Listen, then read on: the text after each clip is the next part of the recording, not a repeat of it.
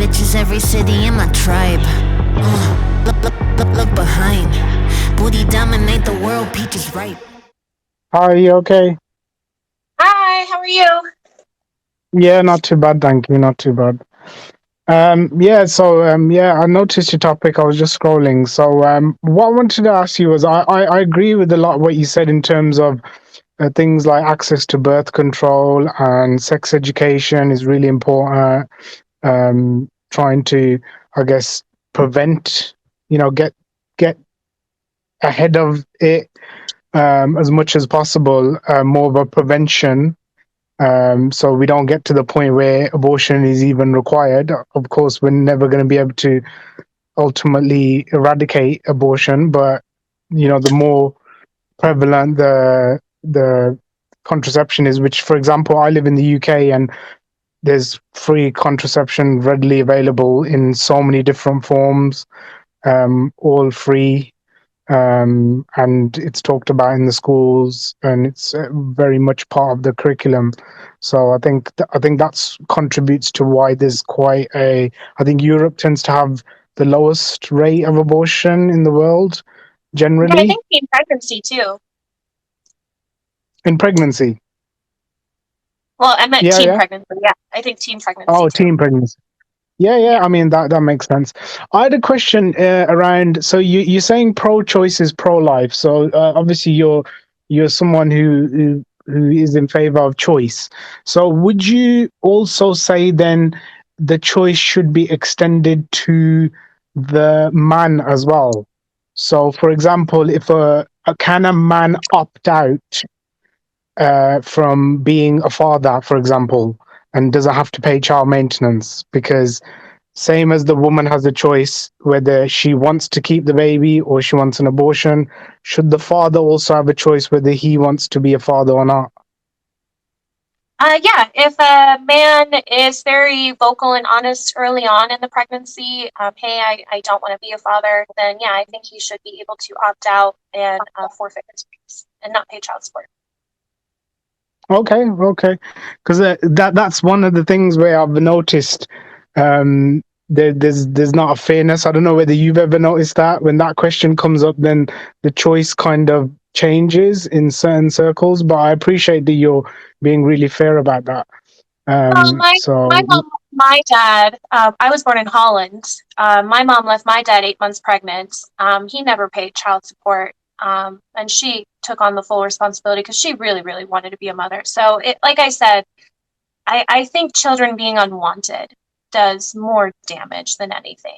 And so yeah, and I have seen instances where women abuse kind of that obligation. So that's why I feel like, yeah, he should be able to opt out because I don't want anyone to use pregnancy as coercion methods. yeah, makes sense. My position personally is that I get my morals from my faith, and I'm Muslim, so I guess it comes down a lot to what your kind of moral compass is. If you're religious based, then you're going to follow a particular guide to the way you live your life. So, for example, the Islamic perspective, as long as it's the only situations where abortion would be okay would be if it's, for example, uh, the woman's in danger or medically in some way of having that child, or you talked about earlier on about the child having really severe medical conditions and the doctors have given them pretty much no hope, or in terms of rape. But apart from that, there's not really any other situations that it's acceptable in terms of the faith. That being said, though, in the faith, for someone who's not a Muslim, part of Islam is also that there is no compulsion in religion. So what I mean by that is no one is forced to follow religion. So in that respect, there is a choice. So I agree with you. There should be a choice because no one can be forced to follow religion. So just because I have my moral belief grounded in Islam, I can't then put that on someone else because it's their choice what they want to believe. So that's just my personal opinion. No, and I really appreciate that opinion. I don't have any issue with people who might say, I find abortion immoral, but I'm certainly not going to take anyone's rights away. Like, I have no problem with that. Yeah. I think everyone's got a right to live their life the way they want. Another question I had about, so in terms of you, what's your view then? At what point is it? Because I know there's laws, if, or correct me if I'm wrong, that a certain point you can't abort a child. I don't know whether it's Yeah, most 24 weeks or states it's 30 it's weeks 24 or weeks. Yeah, most states is 24 weeks. 24. So I'm So fine is with that, the current laws in place, because it does also allow for the instances of, if the mother's life in danger, if there's a fetal defect, stuff like that. yeah. Okay, so you're in favor of the current laws, 24 weeks. Before that, then Yeah, that I makes would like sense. to see, if there were changes in policy I would make, I would like to see federal funding for abortions and clinics, just so that everyone has access. I think some women wait later in pregnancy, either because they don't have the cost for the procedure or because they have to travel to find access. So I would rather remove that so that, obviously it's done earlier. Makes sense. I would say to anyone, you know, it depends on how you live your life. So, you know, if you're grounded in your morals are grounded in your faith, what I would ask people is, where do you think people get their morals from? Where do you think? I think it depends on, the person's perspective. I am someone who does not really have faith, so I look to my morality through scientific reasoning and philosophical arguments. Okay, so, and in terms of science, so you don't follow a particular belief or religion of any sort. You're okay. Makes sense. So, what are you, like, agnostic? Would you say, or atheist, or am I? You think that the term that I've said before is agnostic new atheist. Do I, discount that there's something bigger than me? Absolutely not. Uh, I think even the collective of the energy that we see in the world is something that could be classified as supernatural. Um, and then the new atheist ideology is kind of what I said is reasoning through science and philosophical arguments. So, in terms of science, when you talk about philosophical arguments, there is an argument to be had that,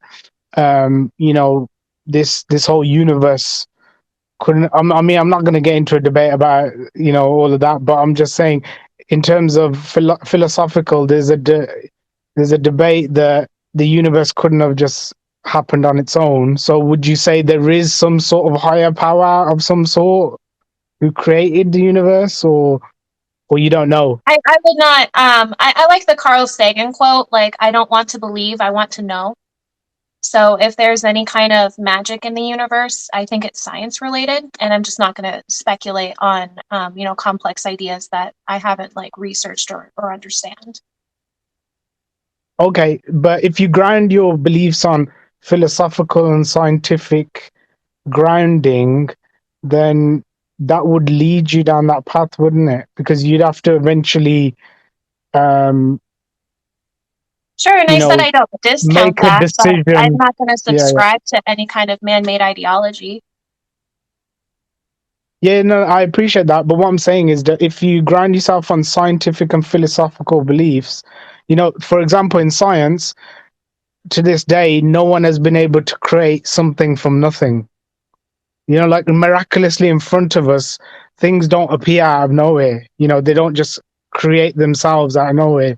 That's never been proven scientifically. So that would then suggest that the universe is, in the same respect, can't come out of nowhere. So if you're grounding yourself in science, Right. I mean, there's the Big then Bang theory. Um, So obviously that's the theory that I would most likely subscribe to. But to say that it's supernatural cause, I have not done enough scientific research or had enough philosophical arguments to attach myself to that statement. Yeah, fair enough. Yeah, because the Big Bang Theory, I don't know, it's surprising might be for a lot of people, but Muslims believe in the Big Bang Theory. It's actually completely in line with our faith. The only difference is that we don't believe that something can come out of nothing. So there has to be someone who actually instigated that particular Big Bang, if that makes sense. Something outside of, there has to be a cause of a sort for something to exist. There has to be a cause. That makes sense. But I'd definitely suggest, something that if you have time in the future, research a bit about it, because, there's a lot of information out there philosophically and scientifically, and it might be something that would give you that the kind of information you're looking for, because you want that scientific and philosophical understanding. And what happens next, or maybe on a grander scale, isn't kind of what's important to me. But no, sure, I'm always open to learning. Yeah. So, but if you look at the facts and use reasoning, then you may be able to decide for yourself what you think is your belief, and then that's how I came to my understanding. So, for example, I was right. I'm just saying, it's not important to me. Like, I don't need to believe in something bigger. No, but what I'm saying is, I asked you where you get your morals from, and you said science and philosophically. But then, what you're saying is you're not, because you haven't gone further enough to understand the science or the philosophy to know where morals should come from. Well, morality is ultimately subjective. So if I'm saying this is where my morality basis is, it is through scientific reasoning and philosophical arguments. I don't know why we need to go as far as me subscribing to a higher power.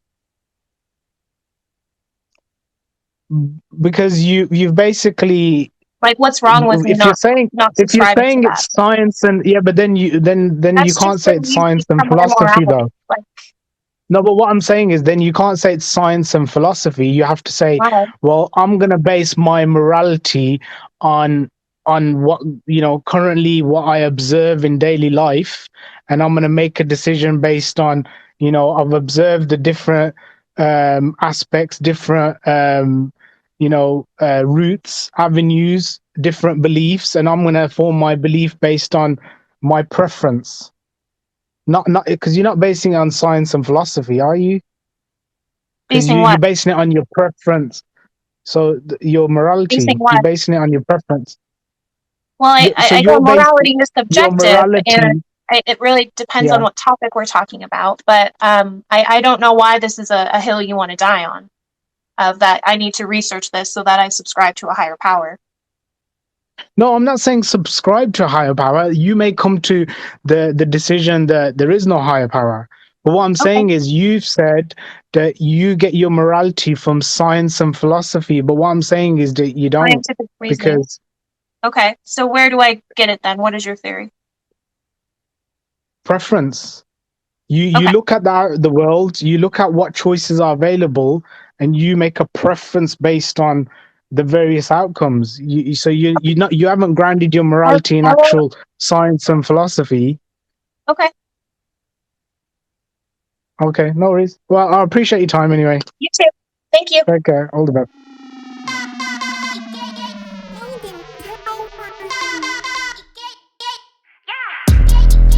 I'm so fucking cute, bitch.